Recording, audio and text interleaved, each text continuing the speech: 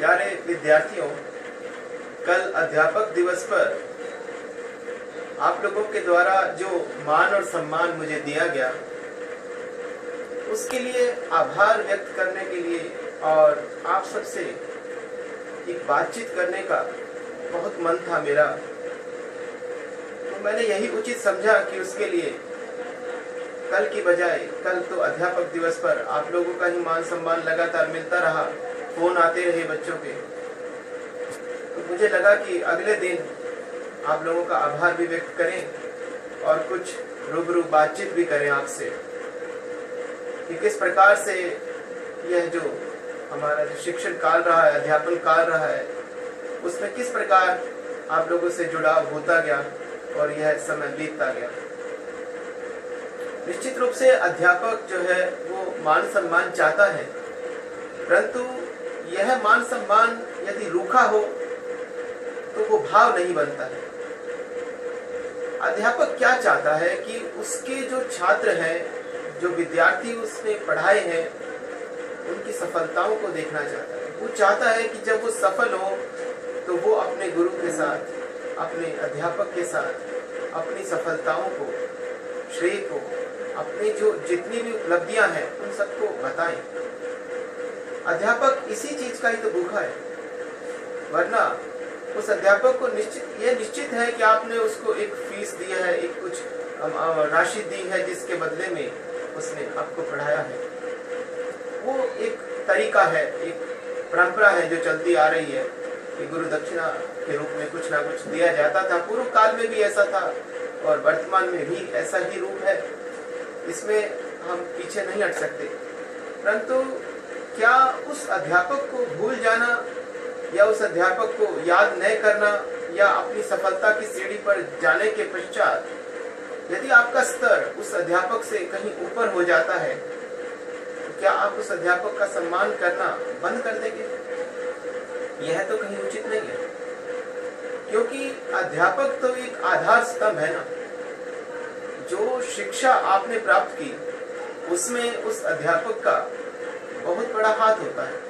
निश्चित रूप से आपके जो माता पिता हैं उनका कहीं ज्यादा उसमें हिस्सा रहता है, लेकिन जो शिक्षा अध्यापक ने, गुरु ने दी, उसको भी तो आप नहीं भुला सकते ना। यदि आप माँ बाप को नहीं भुला सकते तो फिर गुरु को कैसे भुला सकते हैं?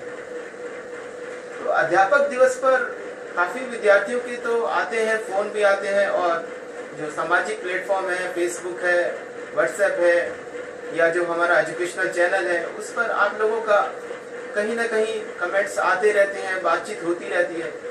परंतु लगता है कि इतने सारे विद्यार्थी और भी तो हैं जिन्हें हमने अपना 100% दिया था। मुझे ऐसा याद नहीं आता, लगभग सन 1992 से मैंने अपना अध्यापन काल शुरू किया था और आज लगभग 28 वर्ष पूर्ण हो चुके हैं, जिसमें मैंने लगातार विद्यार्थियों को पढ़ाया है और अपना तन मन धन दिया है। मैंने उसके लिए कभी नहीं देखा कि सुबह आ रहे हैं बच्चे या शाम को आ रहे हैं या किस समय आ रहे हैं। मैंने अपने विद्यार्थियों को हमेशा 100% दिया है। कभी भी मैंने उसमें अपना स्वार्थ नहीं देखा, कभी अपना निजी व्यक्तिगत कारण या निजी व्यक्तिगत कामों को मैंने हमेशा तिलांजलि दी है।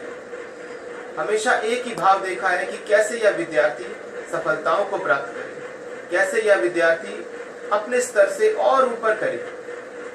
तो निश्चित है कि जब आप इस सफलताओं की श्रेणी पर जाते हैं तो मेरा भी अधिकार बनता है कि आप लोग मुझसे बातचीत करें, मुझसे भी अपनी सफलताओं के बारे में बात करके और मुझे भी उसमें शामिल करें, ताकि अध्यापक की संतुष्टि इसी से हो जाती है और अध्यापक कुछ नहीं चाहता।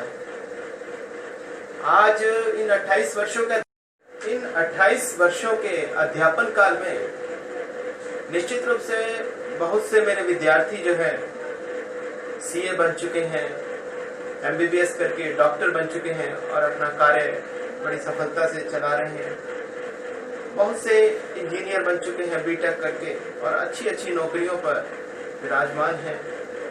बहुत से विद्यार्थी अपने व्यवसाय में भी लगे हुए हैं, हालांकि उन्होंने बहुत अच्छी शिक्षा प्राप्त की है, बीटेक कर ली है, लेकिन उसके पश्चात भी वो उन्हें लगा कि उनका जो व्यवसाय है, माता पिता का व्यवसाय है, वो उन्हें अधिक आमदनी दे सकता है, इसीलिए उन्होंने उसको अपनाया। कोई गलत बात नहीं है इसमें। शिक्षा केवल मात्र कमाने का जरिया ही तो नहीं हो सकती ना। शिक्षा प्राप्त करना तो एक संस्कार पाना है, जो कि हमारे जीवन के संस्कारों में शामिल है शिक्षा। परंतु फिर भी मुझे लगता है कि कहीं अभी अधूरापन है। 28 वर्षों में मैं तो कहीं रुका नहीं हूँ, परंतु मुझे लगता है कि जिन विद्यार्थियों को मैंने पढ़ाया वो कहीं रुक गए हैं। वो इस डोर को संभाले नहीं है। उन्होंने न जाने क्यों इस साथ को निभाया नहीं है, मुझे ऐसा लगता है। बहुत से विद्यार्थी जुड़े हुए हैं निश्चित रूप से, खुशी भी होती है उनके साथ बातचीत करके, उनकी सफलताओं को देख करके। परंतु इतने अधिक विद्यार्थियों को पढ़ाने के बाद मुझे तो लगता है कि मेरे हर एक विद्यार्थी से मेरी बातचीत हो, हर विद्यार्थी मुझे याद करे। मुझे लगता है कि क्यों ना याद करे। जब वो अपने माता पिता को याद कर सकता है, उनके साथ रह सकता है, उनके बारे में सोच सकता है, तो वो अपने इस गुरु को क्यों ना सोचे, जिसके लिए उस गुरु ने अपना तन मन धन लगाया था, अपना 100% लगाया था। निश्चित रूप से कठोरता का व्यवहार मैंने जरूर अपनाया होगा, क्योंकि मेरा स्वयं का व्यवहार भी है कि कठोर व्यवहार के साथ मैं अपने विद्यार्थियों को एक सही रास्ते पर ले जाने का प्रयास करता हूँ, ताकि वो सफलता के रास्ते पर चल सके। हो सकता है ये वजह नहीं, परंतु यह कठोरता का व्यवहार केवल मात्र एक कारण बन जाए कि हम अपने अध्यापक को याद न करें, यह तो कहीं उचित नहीं लगता। मुझे लगता है कि जो विद्यार्थी अपने जीवन काल में अपने अध्यापक को भूल जाए, और विशेष रूप से उस अध्यापक को जो उनकी सफलताओं में कहीं ना कहीं अधिक नहीं तो एक कण मात्र तो होगा, तो उस अध्यापक को कैसे भूल सकते हैं आप?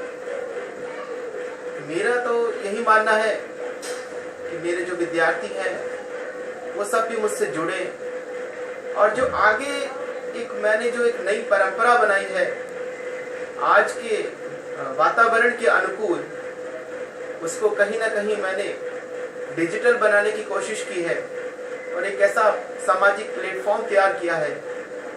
इसकी एक कड़ी में मैंने एक चैनल, एजुकेशनल चैनल शुरू किया है। नाम मैंने उसको गुलशन सर की क्लास ही दिया है, क्योंकि अधिक विद्यार्थी इसी नाम से ही जानते हैं, और पहले इसी नाम से एक डिजिटल पेज भी मैंने चलाया था, जिसका मात्र उद्देश्य यही था कि नए विद्यार्थी और पुराने विद्यार्थी आपस में जुड़े, और जो पुराने विद्यार्थी रहे हैं वो भी इस कड़ी में जुड़े और इसको अधिक फैलाएं। क्योंकि अब मात्र ये उद्देश्य नहीं है कि विद्यार्थियों को कैसे सफलता के रास्ते पर लेकर जाना है, क्योंकि अब विद्यार्थी इतना आधुनिक हो चुका है कि शायद वो स्वयं ही जानने लग गया है कि उसे किस रास्ते पर जाना है। अध्यापक की जो मान सम्मान था वो कहीं ना कहीं कम होता जा रहा है, क्योंकि वो मान सम्मान अब बिकने लग गया है।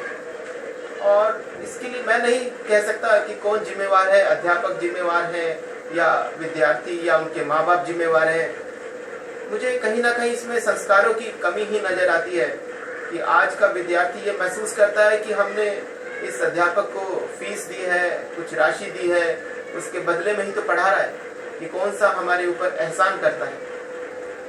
उचित तो नहीं है यह व्यवहार, परंतु इसके लिए कहीं ना कहीं हो सकता है हम स्वयं भी जिम्मेवार हों। हम उस तरीके से या उतना उनको नहीं दे पा रहे जितना हमें देना चाहिए।